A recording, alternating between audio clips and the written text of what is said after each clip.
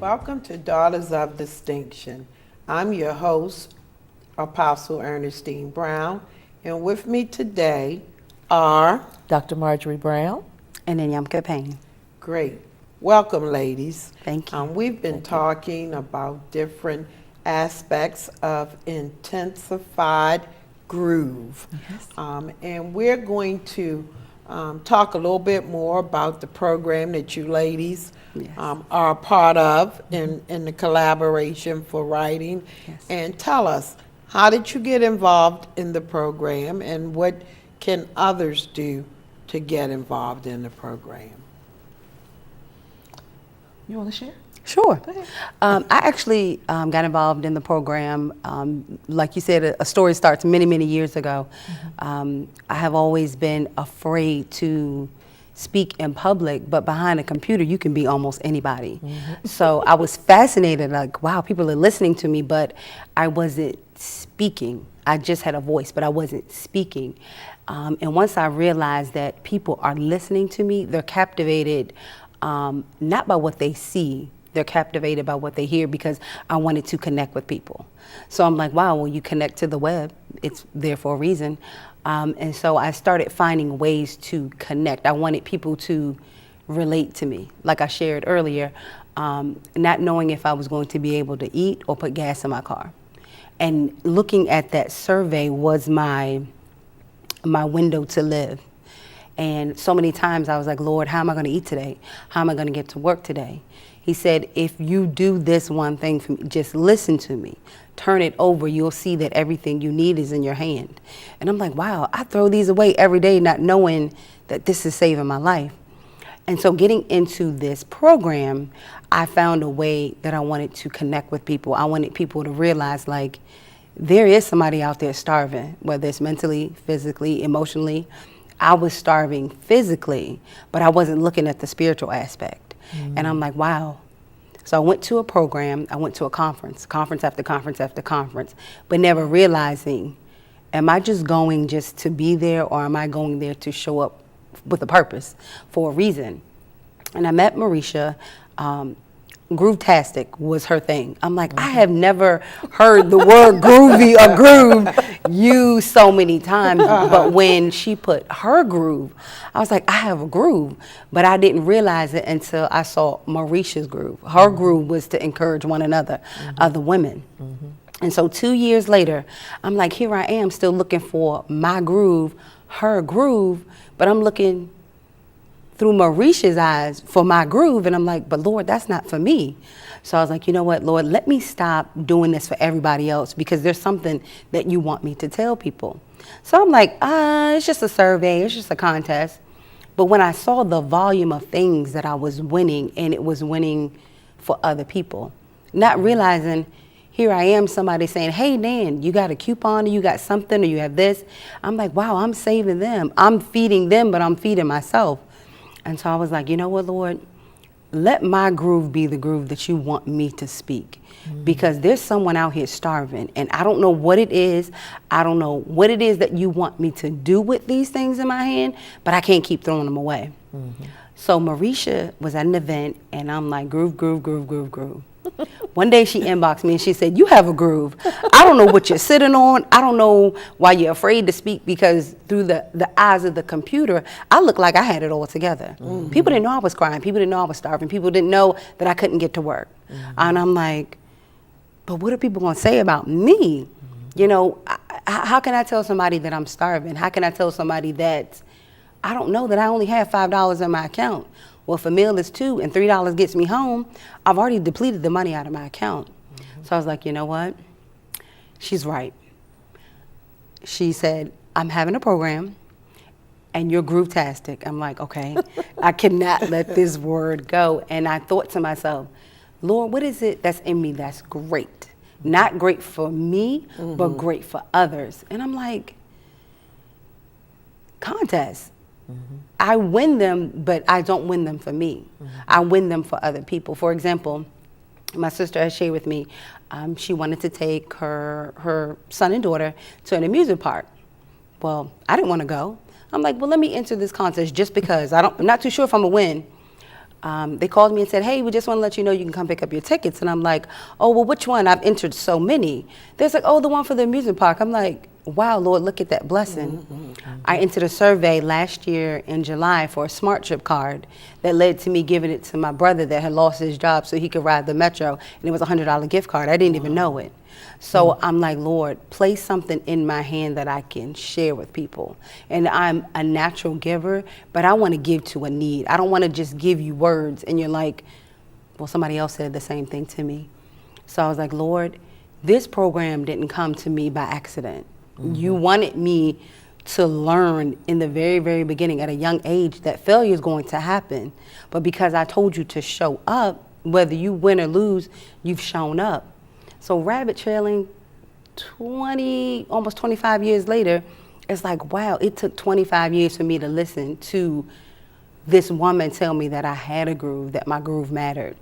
And when she informed me that, the cost of the program, I was like, Lord, don't let me look at the cost because this will continue to be a reason why I keep denying what you're telling me. So I was like, okay.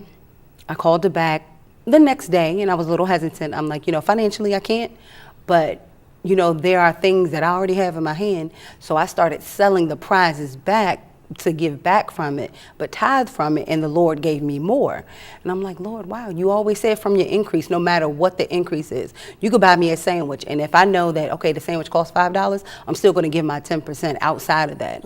So in doing so, the Lord has just continuously blessed me. And this program blessed me to the point that I far exceeded my own expectations.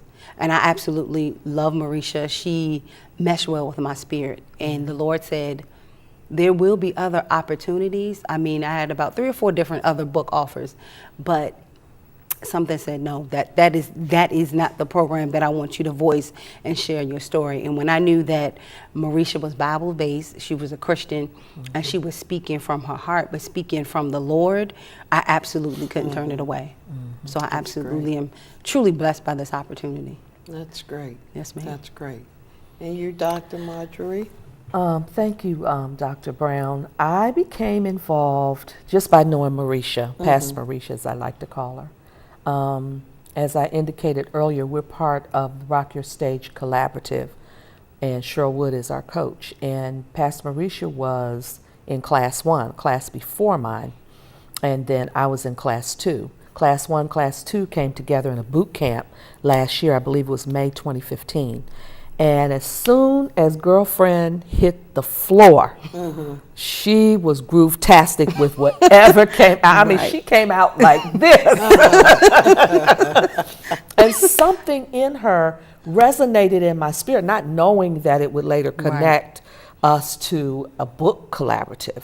But I asked her a couple questions. There were certain attributes that I saw in her that just resonated and I connected to. So later on down the line, talked to her and saw her again at Playtime is Over in November, and we gelled again. And then she's always talking about that groovy thing. The groove never stopped. Something that was when I was graduating from high school in the 70s. And, it's just not a term I use. So, but the more she used it, the more it just becomes attached to you, if you will. So Cheryl gave us a challenge, and that was to have a book done by June of this year. I actually sought out a couple of author programs, and there was one I almost gravitated to, and it was a Christian program as well. But one morning I was up, and in my Facebook inbox was a note from her inviting me to be a part of this collaborative. Right. And I said, call is coming on in a few days. Why don't you dial in and listen to what we're going to offer?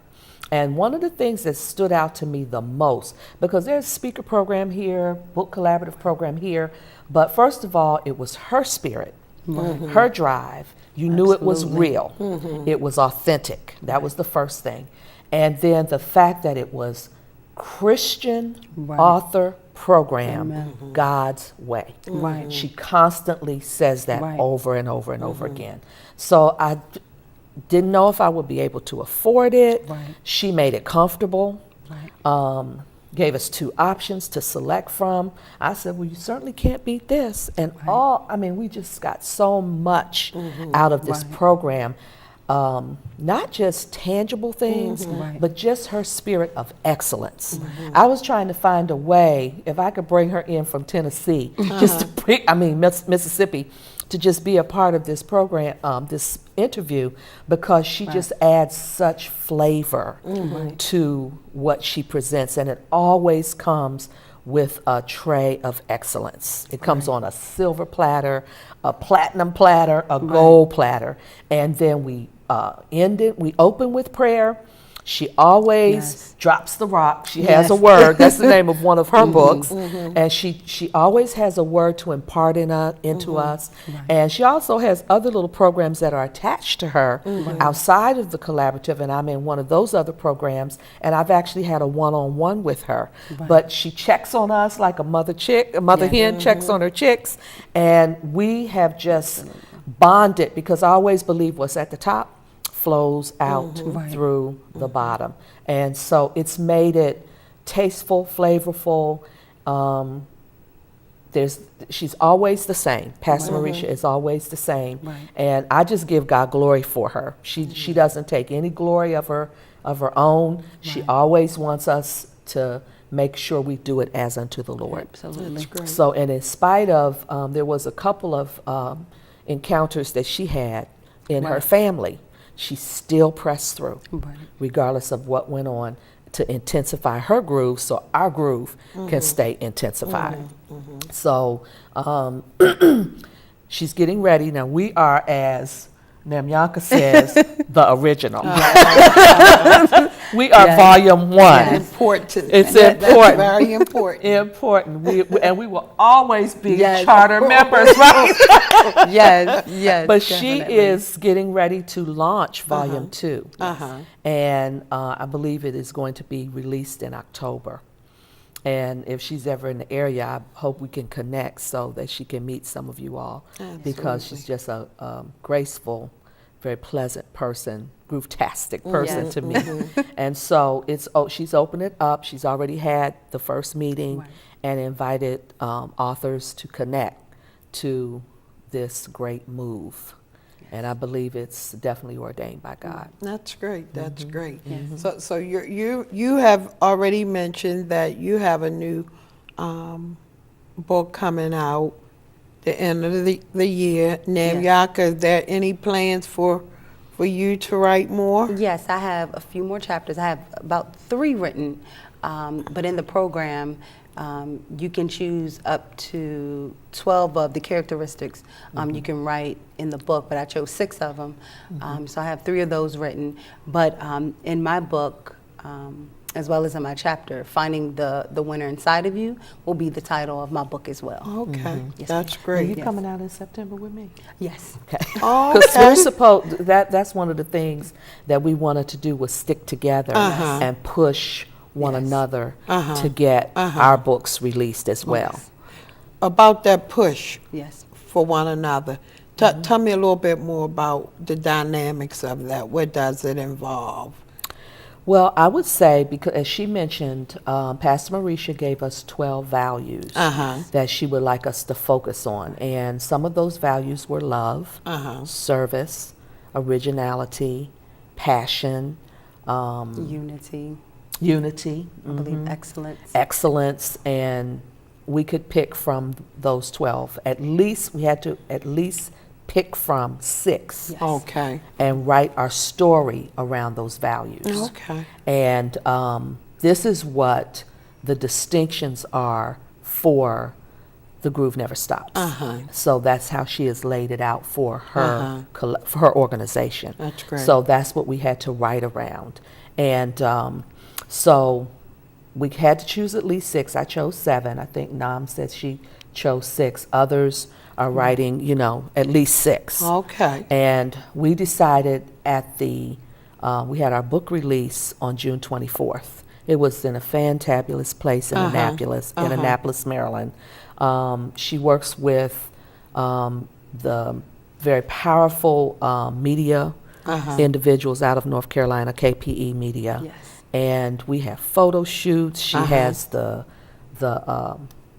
makeup person on site. We bring your change of clothes. It's almost, you feel like you are really a star. That's great. It literally builds Absolutely. you up on the inside. So what we decided at the end of the June 24th book release, that we would stick together Right. past that time, because really the book was supposed to be done in June, but she extended the time because it was so much going on with us writing and wanting to give concentration to our chapters. And so we decided we would all try to stick together, push one another, because she's going to be getting ready to lead the second group Right. in October. Right. So September was sort of the date we said, let's go for it, let's push one another. I guess we'll decide among us about conference calls and how we'll all get together to make sure we have our chapters done. Great, great. Now, did any of you ever think you were going to be writers before this experience? Either I've you? always wanted to be a writer, but I never wanted to write solely by myself. I wanted other women Okay. to share in the experience and the love that a writer gives. When you're writing, you're coming from a place of vulnerability, and I never wanted to feel alone and vulnerable at the same time. But I knew with other women, my story would be impacted greatly by what was before it and after it, because it all came together so well. That's great. Yes, ma'am. I asked that question because oftentimes I hear people say they want to write, but Right. there are barriers Right. that prevent them from even picking up the pen. So just in having, sounds like having the structured Yeah, format. that was Yes, key, yes. structure. And And that was for deadlines. me. Uh-huh, I knew uh-huh. That definitely was need, very because I important. am a writer. Uh-huh. I write, I take notes all the time. I've had the prophecies galore in my journals. I got journals galore and that's how, and I have written a self-published workbook that I've done back in 2000. And I actually wanted to catapult that into this, but this actually came out a little different, which Yeah. is okay. Yeah. But I do like to write. Right. So I'm just excited that this opportunity came, because we're still amazed. We're still like trying to pinch. Yes. Did this really happen to us? Yes. Is this really a tangible book that we're a Right. part of?